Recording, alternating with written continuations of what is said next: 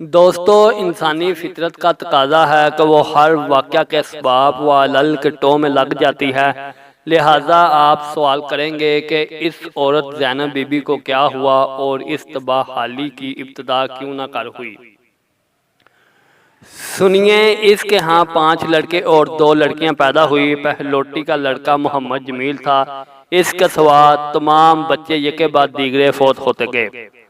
ہر بچے کی موت پر دکھیا ماں کے دل و دماغ پر ایک تازہ چڑکا لگتا، دل میں ایک نیا سور پیدا ہوتا۔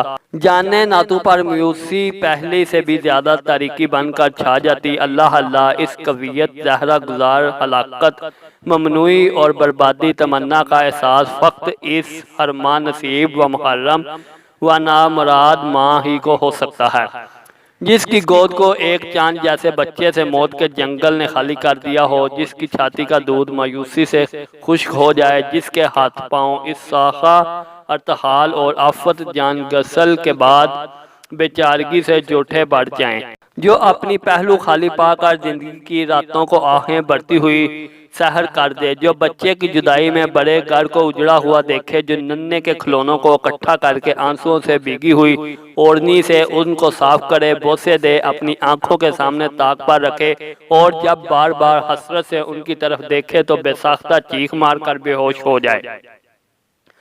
ہاں، اس غم نہا کی داستان سے وہ وارث گو بختہ محسنہ آشنا ہے، جس کا ایک کے بعد دوسرا اور دوسرے کے بعد تیسرا لخت جگر کئی مہینے مخلق مرض میں مبتلا ہو کر ہزاروں علاجوں، تویزوں، منتوں، جان نثاریوں اور فلک شگاف دعاؤں کے باوجود سوکھ سوکھ کر کانٹا ہو جائے، اور آخرکار اس کی آنکھوں کے سامنے اس چراغ سحر کو فنا کی بادیں سرسر دم زون میں بجا دے۔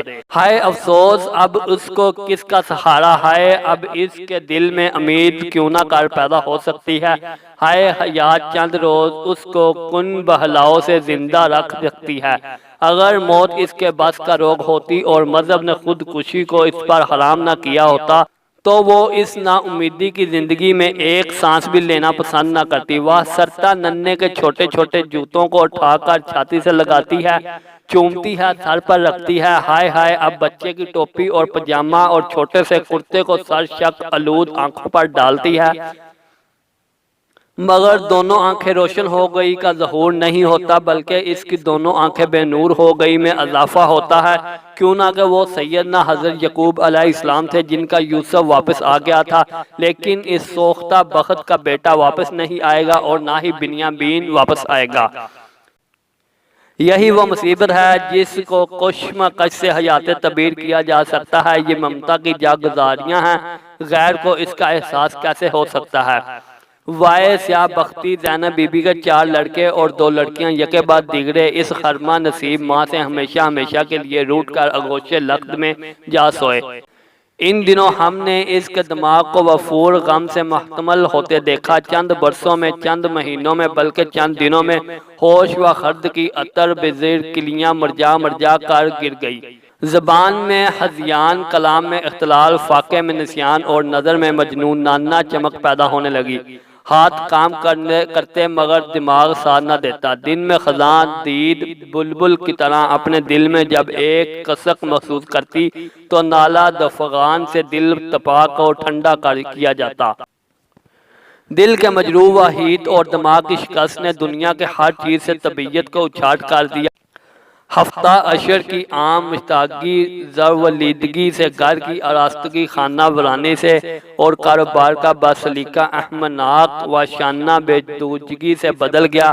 افسوس زدہ ہزار افسوس کہ اس موقع پر خاوند نے اس مظلومہ محرومہ فلک زدہ اور مجنونہ سے بے التفاقی برتاؤ شروع کر دیا۔ چاہیے یہ تھا غامبی برتا اور راہ گزیرہ اندوں میں دم توڑ کر واپسی کا سہارا ثابت ہوتا، مگر اس سنگ دل نے ہمدردی کی بجائے نفرت کا اظہار شروع کر دیا، جس سے اس مفلوک الحال پر بے بس پر نہایت پر اثر پڑا۔ گھر میں ہوتی تو والدہ محترمہ اپنی خانہ بربادی بیٹی کو صبر کی تلقین کرتی، مگر باتوں باتوں میں آپ بھی آنسوؤں کا سیلاب بے پناہ ضبط نہ کر سکتی۔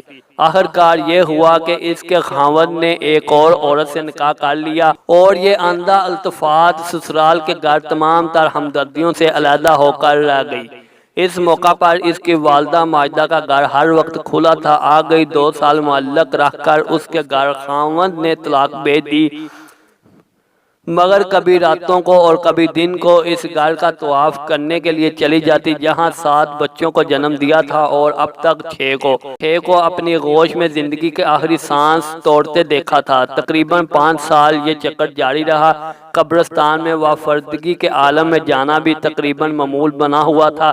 وہاں جا کر چلتی ہوئی چیونٹیوں کو پکڑ پکڑ کر گیلی مٹی میں ڈنساتی رہتی اور اگر منع کیا جاتا تو کہتی کہ یہ ظالم چیونٹیاں میرے بچوں کو تنگ کرتی ہیں۔ ماں کی محبت اولاد کے دنیا سے چلے جانے کے بعد بھی پیچھا نہیں چھوڑتی۔